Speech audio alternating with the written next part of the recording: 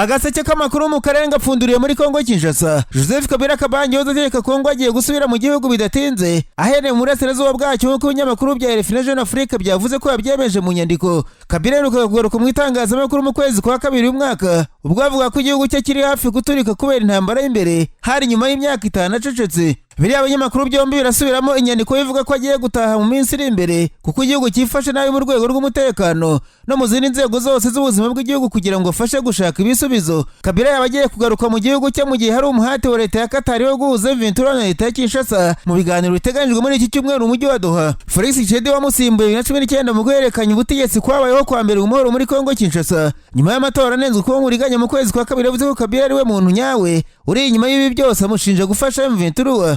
Mu kumusubiza Kabila usanzwe uri umusenateri muri Kongo mu kwezi gushize yabwiye abanyamakuru muri Afurika y'Epfo ati yombi afatanije M23 ibintu byari kuba bitandukanye cyane nuko bimeze uyu munsi. Mu buryo buzu Kabila aheruka muri Kongo mu kuza kwa 2023 ubwo havaga mbere y'amatora, umuvugizi wa Barbara Nzimbi yatangaje ko Kabila yavuye mu gihugu ku mpamvu z'amasomo muri kaminuza ya Johannesburg muri Afurika y'Epfo. Ibikorwa bye hanze ya Kongo byakomeje gutera inkeke ubutegetsi bwa Tshisekedi kugeza ashinje Kabila ko ari inyuma y'inyeshyamba za M23 na Colonel Nanga wigeze kuba umuntu hafi cyane ya Kabila. Inkuru ivuga ko agiye kugaruka mu gihugu ni imwe mu zirimo kuvugwaho cyane n'abanyekongo ku mbuga nkoranyambaga mu gihe ibyo azakora agarutse bitazwi neza kugeza ubu. Joseph Kabila ni umwe mu bantu bafite ijambo rikomeye muri politiki ya Kongo Kinshasa, akageraho n'abamukikiye benshi. Imbaraga ze ari imbere mu gihugu zishobora gutera impungenge ubutegetsi buriho mu gihe yavuze ko nataha azahera mu burasirazuba nk'uko bivugwa na RFI na Jeune Afrique. Ntibizwi neza niba ari mu ntara Katanga aho asanzwe afite ijambo rikomeye n'abamukikiye benshi cyangwa ari mu ntara za Kivu mu mijyi nka Bukavu cyangwa se Goma igenzurwa na M23 ya Colonel Nanga.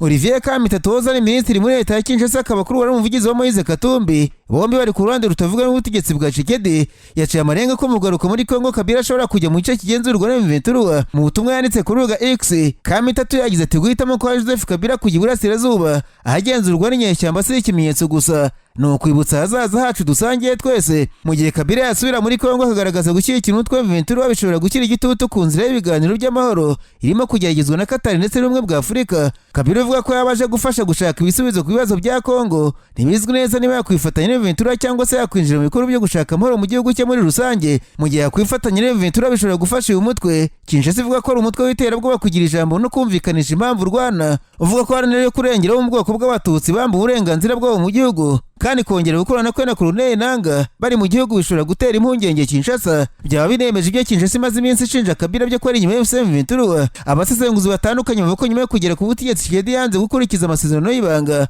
yabaye imbere y'amatora hagati ye na Kabila y'uburyo bagomba gusaranganya ubutegetsi bwa 2019. Ibyo byaje kwemezwa na Colonel Nanga ubukuriye M23 woza ari perezida wa komisiyo y'amatora ya Kongo Kinshasa wagiranye ibibazo n'ubutegetsi bwa Tshisekedi nyuma yo kuvuga bimwe mu byari muri ayo masezerano. Iruhande rwa Tshisekedi rwarabihakanye ruvuga ko ari ibinyoma. Ku rundi ruhande mu gihe Joseph Kabila asubira muri Kongo akinjira mu bikorwa byo gushaka amahoro nta ruhande abogamiyeho, umuhate yo ngo ushobora gutanga umusaruro kubera imbaraga za politiki bizi ko afite mu gihugu. Ashobora kuba ingenzi kandi buhuza hagati ya M23 na Kinshasa, hagati ya Nanga na Tshisekedi. Abagabo bombi azi neza ibyo bishobora kuganisha ku bwumvikane bushya bwa politiki hagati ya M23 na Kinshasa ndetse na Kabila ubwo usanzwe urenga ubutegetsi bwa Tshisekedi kandi nawe ushobora kuba agifite intego n'ibyifuzo bye muri politiki nyuma y'imyaka 18 yamaze ku butegetsi. Abanyamerika batatu ariko kandi barafungiye muri Repubulika ya Demokarasi ya Kongo basubiye iwabo nyuma yo kudohorerwa igihano kijyanye n'uruhare mu kugerageza kugura ku butegetsi kwaburijwe mu mwaka ushize. Kwa kabiri w'icyumweru gishize Perezida wa Kongo Felix Antoine Tshisekedi yari yadohoye igihano cy'urupfu kigira igifungo cya burundu kuri Marcel Marangamaru, Tyler Thompson na Zarimani Paul Benjamin Ruben bari bakatiwe igihano cy'urupfu muri Nzeri umwaka ushize. Cyemezwa n'umucamanza bwa gisirikare ku itariki ya 27 Mutarama uyu mwaka, gihindukana kuko ku itariki ya 9 Werurwe muri uyu mwaka. Itangazo ryo kwa kabiri ryasohowe n'ibiro bya Perezida wa Kongo rivuga ko igihano cyabo cyo gufunga burundu bagiye kugikorera iwabo muri Amerika. Ibi bibaye nyuma y'uruzinduko rwa Masadi Buros, umujyanama mukuru wa Perezida wa Amerika Donald Trump kuri Afurika, yagiriye Kinshasa mu cyumweru gize akaganira na Perezida wa Kongo ku ngingo zirimo no kwiga ku masezerano ku bucukuzi bw'amabuye y'agaciro n'ishoramari. Iryo tangazo rivuga ko batatu barekuwe mu gitondo cyo kwa kabiri ku busabe bw'ubushinjacyaha.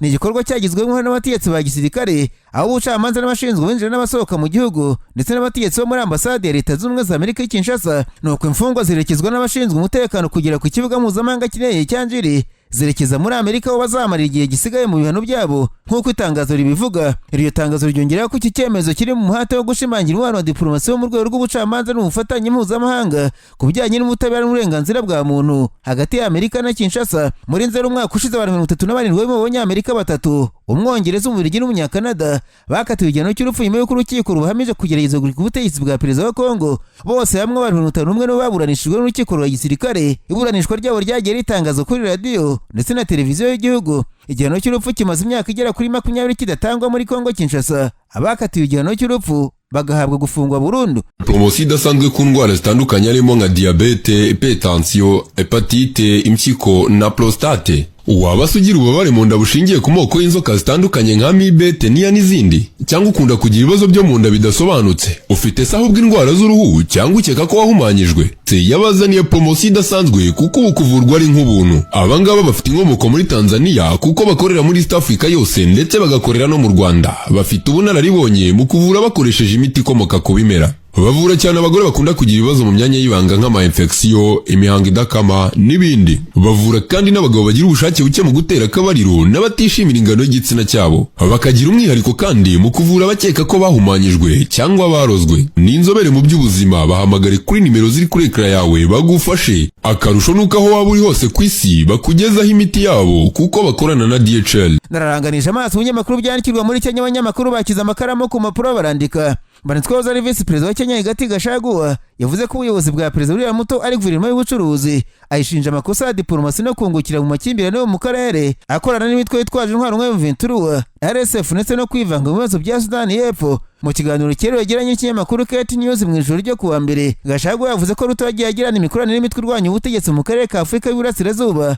by'umwihariko muri Sudani y'Epfo. Yashinje umukuru w'igihugu ko yarateje amakimbirane akomeje kubera muri Sudani binyuze mu bikorwa bivuga ko bifitanye isano n'ubucuruzi agirana na Mohamed Hamdan Dagalo bakunze kwita Hemeti, umuyobozi w'umutwe wa Rapid Support Forces. Ati ku mfu ziri kugaragara muri Sudani, komando wa nyawe wa RSF ntabwo ari Hemeti, ni William Ruto, kuko kugira ngo umutwe ukore neza ukenera amafaranga, nta wundi yabahaniwe. Uyu wahoze ari nomero 2 mu gihugu wirukanwe mu mwaka ushize ku nshingano ze, yakomeje avuga ko Ruto yagiranye amasezerano ya zabu na Hemeti mu mwaka wa 2023 kandi ku giti cyagize uruhare mu kumworohereza mu rwego rwa diplomasi. Ati muri 2023 Ruto yampamagaye mu biro bye ambwira ko mu rwego rwa diplomasi Perezida ashobora gutumira undi gusa ngo amusure kandi afite inshuti iri Vice Perezida kandi adashobora kumutumira. Yashakaga rero ko mutumira mu izina rye. Yavuze ko yabanje kwakira Hemeti nyuma akaza kumuherekeza mu biro bya Perezida Ruto, ariko igihe Ruto yamusabaga kongera kumutumira bwa kabiri Gachagua ngo yarabyanze. Ati yambwiye ko ngomba kumutumira maze arambaza atuza amafaranga nzatakaza nutabikora. Gachagua yakomeje ashinja Perezida Ruto kuba yarakoresheje umubano w'ububanyi n'amahanga wa Kenya kugira ngo yoreze magendo ya zahabu atari gukoresha igihugu cyacu binyuze mu bucuti bwanyu mu kuzana zahabu ivuye muri Sudani, kuyisukura i Nairobi, kohereza muri Burasirazuba bwo hagati no gukoresha amafaranga yavuyemo mu kugura intwaro. Gachagua yavuze ko nyuma yo kwanga kubahiriza ibyo yasabwe umukono we wahimbwe mu kongera gutumira Hemeti, uruzinduko nyuma rwarahagaritswe ngo nyuma yo guhangana hagati y'abayobozi bombi. Gachagua yibuka ko Ruto ngo amubwira ati uzambona uri umuntu ugoye ikosa rikomeye nakoze mu myaka 35. Ibi yabitangaje nyuma y'ukwezi kurenga Kenya yakiriye RSF n'imitwe ifatanije na Nairobi mu rwego rwo gushyira umukono ku itegeko nshinga ry'inzibacyuho rigamije gushyira guverinoma ibangikanye n'iya Sudani. Gachagua yavuze ko ubuyobozi bwa Ruto ari imashini ikora amafaranga, yongeraho ko politiki y'ububanyi n'amahanga ya Kenya yahungabanijwe n'inyungu z'ubucuruzi.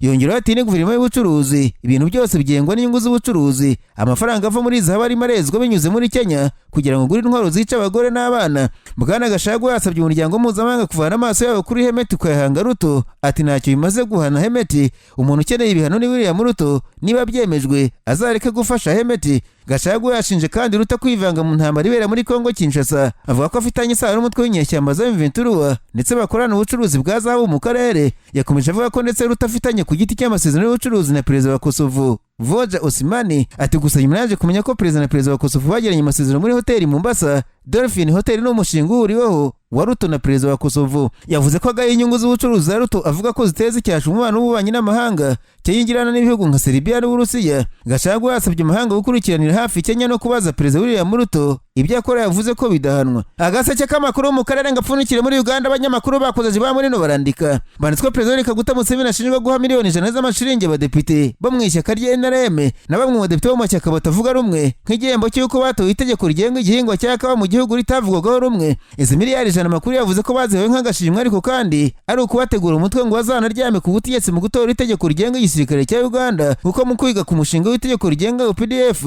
byagaragaye ko utazahita bituma bagusasira kuko utavugwaho rumwe. Ikinyamakuru Daily Monitor cyavuze ko badepite bamwe bakemere ko baba ku kavagari k'amafaranga, ariko inzego za leta zabihakanye ko ayo mafaranga batayazi. Ni amafaranga yateye abanyayuganda kwibaza uko ubukungu bw'igihugu bwifashe nabo muri iki gihe, none n'amafaranga make yarahari leta ikaba iri kuyatanga muri ruswa ngo itoresha amategeko arengera Perezida Museveni kuruta uko barengera abaturage. Mu minsi ishize urukiko rw'ikirenga rwambuwe ububasha inkiko za gisirikare kuburanisha abasivile. Perezida Museveni ntiyanyurwa. Birakekwa ko uyu mushinga w'itegeko badepite bari guhabwa ruswa ngo bazashyigikire ingingo zimwe na zimwe zituma abasirikare bagumana ububasha ku basivile. Ikinyamakuru cyavuze ko hari abadepite basabye Museveni kubaha ubufasha bw'amafaranga ngo babashe kujya kwemeza zimwe muri za politike zitumvikana hirya no hino mu baturage. Uhagarariye batavuga n'umutegetsi mu nteko ishinga amategeko ya Uganda Joel Senyonyi yasabye abadepite ba opposition cyane cyane bo mu ishyaka rya NUP kutazagwa mu mutego wo gufata ayo mafaranga ngo bagambanire abaturage bakabaye bavugira. Bisanzwe bivuga ko muri Uganda umushinga w'itegeko urengera leta kurusha abaturage ishyaka NRM riwutangaho ruswa ugatambuka nk'uyu wavuga ku ikawa.